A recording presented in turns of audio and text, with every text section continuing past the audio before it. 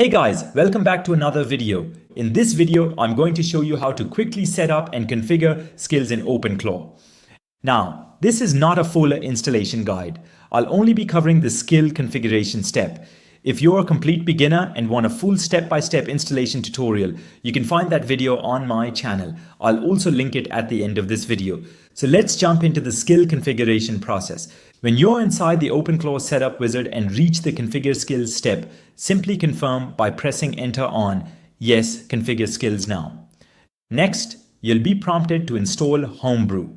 Go ahead and confirm yes to install Homebrew and then select npm when asked. After that, you'll be taken to the skill configuration screen.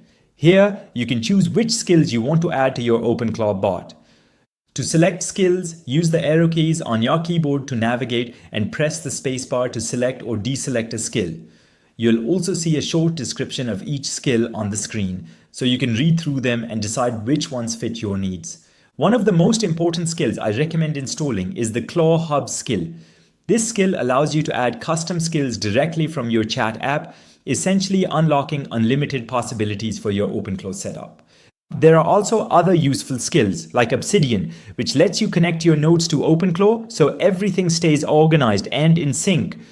Once you've selected all the skills you want, press enter to confirm your choices and move to the next step.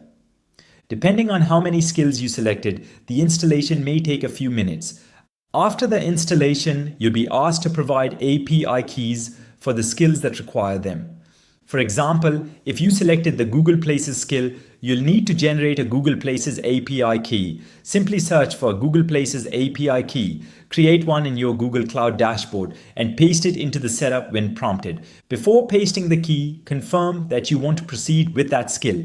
Then paste your API key and press enter to confirm.